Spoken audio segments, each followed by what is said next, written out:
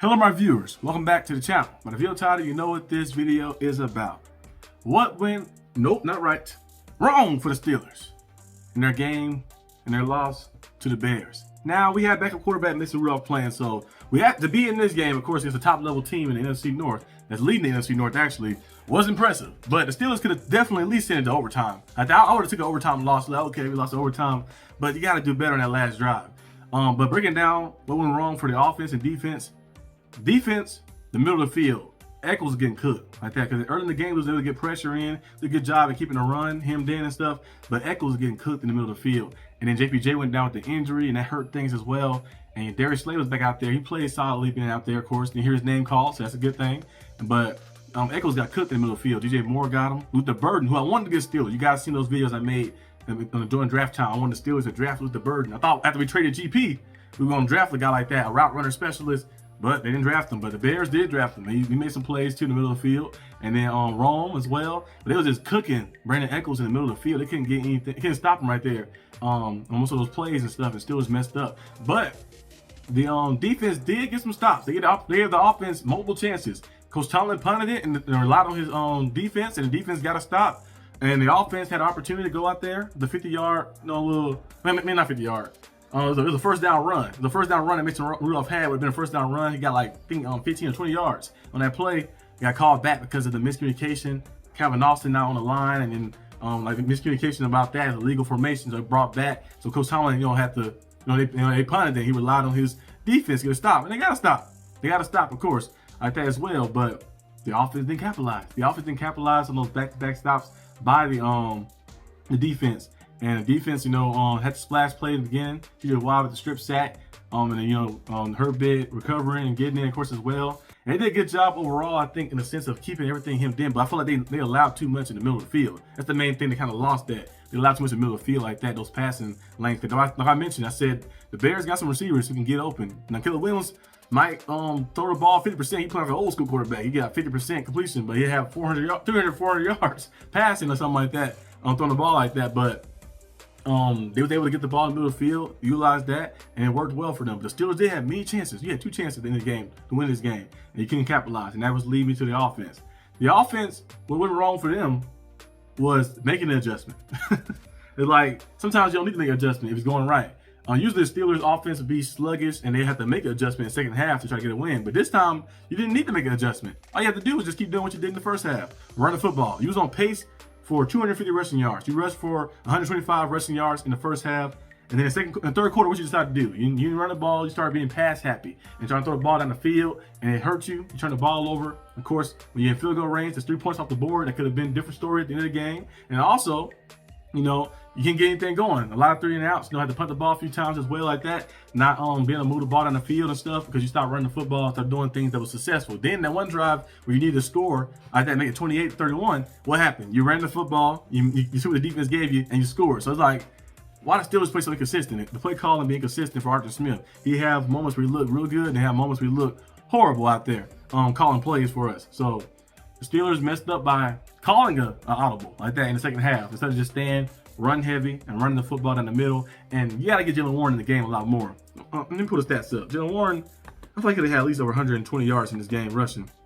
But for some reason, they like to split the carries with him and Gainwell. I don't know why they do that. I think Gainwell is, I don't know. He must be somebody's best friend or something. I don't know what's going on with that. But it's like, man, what are player stats at? You had Kenneth Gainwell. He had 10 carries for 92 yards. Jaylen Warren had 18 for 68. In this game. I feel like Jaylen Warren, some of those looks, like those second short looks and stuff as well. I know he had more carries in general, but Kenneth Gainwell, if you watch the game, Kenneth Gainwell was out there a lot more. I think in those situations, like some of those downs are like, it's 3rd and 2. Jaylen Warren to be out there. Let him power through and get those yards. Kenneth Gainwell, he had the finesse, he had the big 55-yard run, but besides that, get those 55 yards off. He had like 40, I think like 41, 42 yards, I think.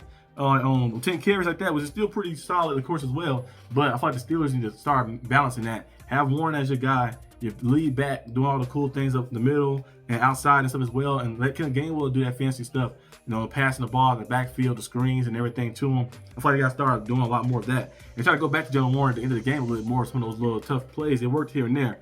He had 18 for 68, but I feel like it could have been, I feel like he had 18 for like 100 or something like that if they stay with them and stay consistent with running the ball with him throughout the game. Because it's kind of hard for running back to be utilized and then go away for a while of a series and then come back, try to get back in the groove of things. So we'll see what happens. But yeah, the Steelers, you know, DK Metcalf got injured in the game. He had 5 catches for 22 yards in that game. They got to find a way to get him the ball out more in the air. He had 1 touchdown in that game as well. They did a good job in the first half of getting him the ball. Most of his touches came from the first half. I mean, yeah, well, I think he had 1 catch in the second half. But they do a better way of getting the ball, and a better way of doing that, having a guy on the second side of you, like the other side of you getting open. Kevin Austin, he had 36 yards for 4 catches, but not enough separation on the outside, of course, on the opposing side of DK Metcalf. And this is why we keep still wondering why MVS is still not activated. They still don't utilize him or try to make something else. Like, even if you think MVS is not ready or something, it's better than not. You gotta try something. Try something like get somebody open on the outside and try to mix things up. But they've yet to do that in the game. So yeah. And then yeah, defense, you know, Why had the sack, of course, in the strip sack. Herbig with the touchdown, of course, as well in the fumble recovery.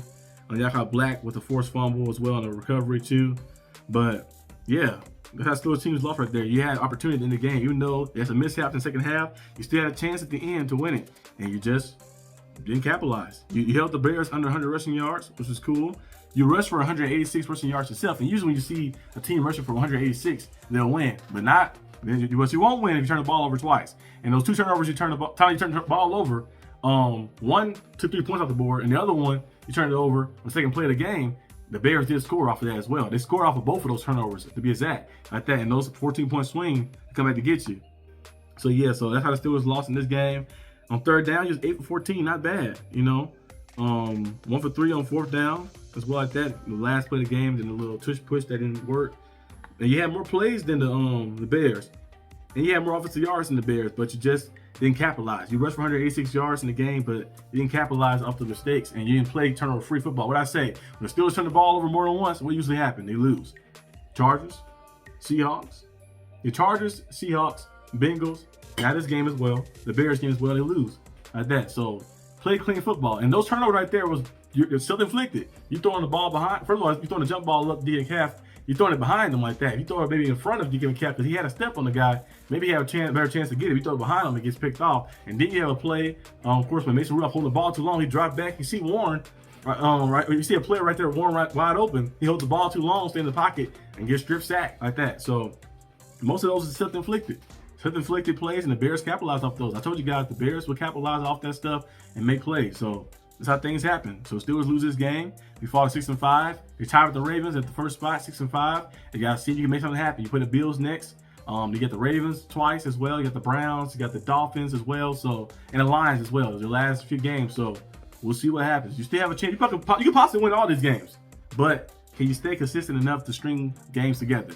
We'll see what happens. But they say Aaron Rodgers is expected to play next week, so that's one thing that's positive. Aaron Rodgers will turn the ball over like that. He's a better passer to football, better decision maker than Rudolph, of course. So we'll see how things go.